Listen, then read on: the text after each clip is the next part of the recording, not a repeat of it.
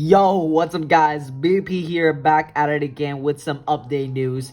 Today, we're gonna be reviewing something really different, something I've never done before actually, and that is reviewing Hasbro products. So I usually only review Takara Tomy products, but once I saw these upcoming Hasbro products, I was like, I can't even explain. I was like disturbed actually.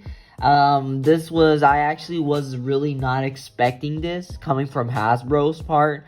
I do know that Hasbro usually skips out on a lot of the Beyblade's gimmicks, and that's why sometimes I'm not really interested on buying Hasbro's products.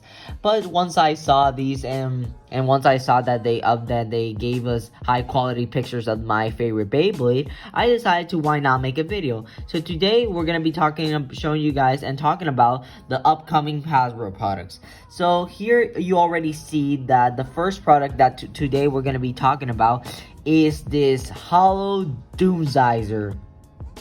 So I am really disappointed on this Hollow Doomscyther. Not because of the driver. I'm really okay with the driver. High Excel Dash isn't really that great of a driver. And they're actually giving this Doomscyther Exceed the Exceed driver. And I'm okay with it. I'm actually really okay with them. I actually like how they're giving this Doomscyther a better driver for it. But what I'm really disturbed about this Doomscyther is the lack of metal. This thing does not have any metal. And once I saw it, I was like, what? What? Doomscyther's literally gimmick in Surge slash Sparking was having the metal blade.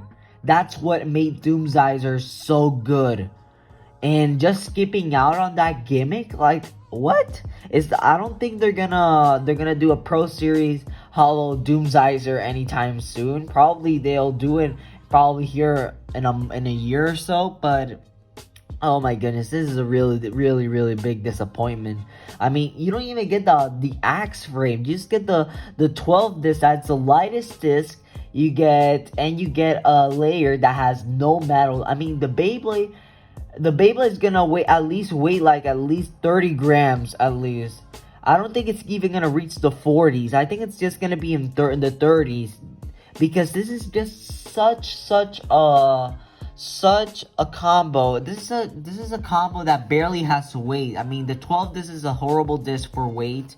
It's a good disc for speed, like for her high speed attacks, but it's a horrible disc for weight comparison. And the lack of metal that they're giving this Doomscyther, oh my goodness, such a disappointment. No metal, it's pure plastic. I'm even scared that this Doomscyther might actually even break, since it's pure plastic. And imagine if you put it against the Hollow Doomscyther from Takara Tomy, like that. This thing is gonna break so easily. But man, Hasbro, this is such a disappointment on their part. Really big disappointment. They at least they should have at least given it the axe frame. I think that would have made up a little bit the axe frame. They do like to skip out on frames, which I still don't get, because we're not in the Rise gimmick. I mean, you can have a frame, like for example, no, so Tomb doesn't have one, but they do allow frames. Like, the frames work pretty good on the Speedstorm Stadium, so I don't know why they skipped out on that. But yeah, moving forward to the next product, we have this Helios. So I don't know the full name. I don't know if they changed the name, but we're just gonna call it the Takara Tomy by its Takara Tomy name, because I actually don't know if it's Hasbro's name changed. So we're just gonna call it Helios Volcano. So okay, so this Helios Volcano actually makes quite a bit, because the Hollow Doomscyther is actually a big disappointment, but this Helios is actually pretty good. Actually, I'm gonna give it a thumbs up in my part. I actually would rate this a 6 out of 10. That's pretty good, because they're sticking with the driver. At least they didn't change the driver. The driver looks pretty good right now. Obviously you don't get the limit break disc. You get an outer disc. That's actually a really good disc. It's not a bad disc for Hasbro, because for Takaratomi, I guess you can say it's pretty bad or pretty okay, because the outer disc just got outclassed by so many discs with the weight difference and stamina. But since Hasbro doesn't stick to the gimmicks, I mean, I guess the outer disc is pretty good. You do get it with it does come in a double pack, so you do get a single layer. So I mean a dual layer, which is Jumbo Joromontor with, I think that's Needle Speedstorm, I believe Needle Speedstorm, and you get that weird disc. I think that comes with Vex Lucius, if I'm not mistaken. But I do think that this could be a good Beyblade. Actually, I'm not gonna criticize them, because I do think that this Helios Beyblade could actually be a good one. But I don't think that it's gonna have its gimmick, like the bound gimmick that Helios Volcano actually usually has on the Takaratomi version. It doesn't look like it's gonna have the gimmick. It just looks like a pure plastic layer. But the design does look cool. They did at least stick with the yellow parts on the sides, which no stickers at all, but at least they stuck with the yellow signs. So this one's actually pretty good. I'm actually pretty proud of them. I would have loved more if they would have like make the limit break disc into normal disc version, but it is what it is. Can't complain about this one. I think this is actually the best one that Hasbro's gonna be releasing pretty soon. And finally, we get to the one that I am the most disappointed of, and that is World Spryzen. So I'm gonna give you guys my honest opinions. Storm Spryzen was actually a really good one. I'm not gonna lie, that was actually, if I'm not mistaken, that was actually my first Beyblade Burst Beyblade. My first Beyblade Burst product was actually a Storm Spryzen from Hasbro, and I absolutely loved it.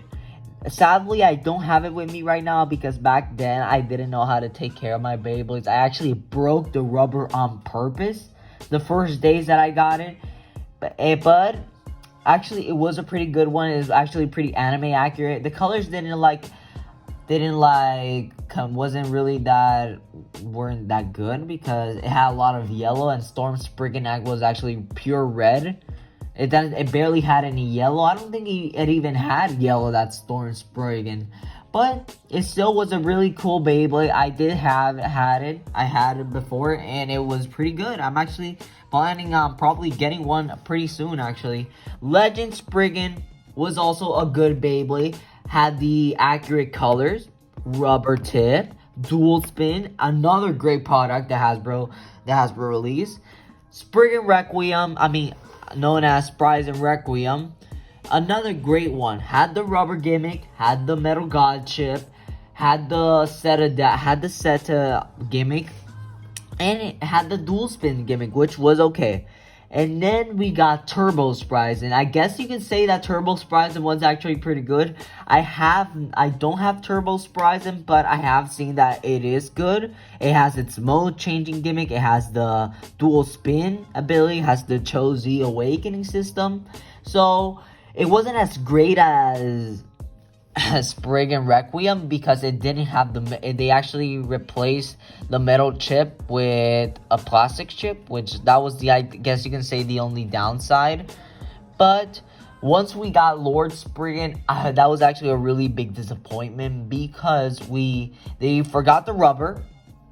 They went with the Hyperspheres gimmick. That the Hypersphere gimmick was, in my personal opinion, was the worst gimmick ever possible given to him. And now we have this thing. So I don't know what they're trying to do here. This looks like an abomination. I'm sorry to all you Hasbro fans. I really don't like it. It looks awful. I guess you can say the layer looks pretty cool. The layer does have like its original colors, but the parts are just bizarre. You get Unite Speedstorm that's really tall. So you get a high driver that is literally super tall that looks like a tower, and you get this horrible disc that I don't even know what's the name. I know I've seen them before, but I don't know the name, because I do know that this comes on King Kirbyus slash Kaiser Kirbyus, but I don't even know the name. I think no, it's not Crest. I really don't know the name, but oh my goodness, no, look what they have done. They released this abomination. Like, it doesn't even have the burst blocking system, and I don't even know if it's gonna be dual spin. I mean, I don't see the left side, and I think they're probably gonna sell this separately. The left side, the left spin version is probably gonna come in another pack. Oh my goodness, this I am actually really disappointed. The beast Betromoth baby, another dual layer. The parts are okay, I guess, but the Spriggan, oh my god, the Spryzen, oh my goodness. But without doubt, I know this looks like a bad release, but I actually want to get it because I really want to test it out. And I don't know, I'm really curious on testing this guy out. I mean, even though it looks bad, and maybe it won't perform that bad. That's just my speculation. Please don't put down in the comments saying, "Oh, you're wrong. Hasbro's World Spriggan is gonna be good. It's probably gonna be better than Takara Tomi's." No, I'm not speculating that's gonna be bad or good, but I'm just saying the parts. Like, they did such an awful part design with the parts. I mean, they at least could have given Unite the rubber, at least. But yeah, guys, that is it gonna be for today's video. If you guys liked the video, make sure you guys subscribe to the channel, like the video, and comment down below. Tell me what you guys think of these packs. I do want to get the World Spryzen pack because I really am interested on putting it up against Takara Tomy to see which one's better. I personally think Takara Tomy is probably gonna win all the battles because it's Takara Tomy.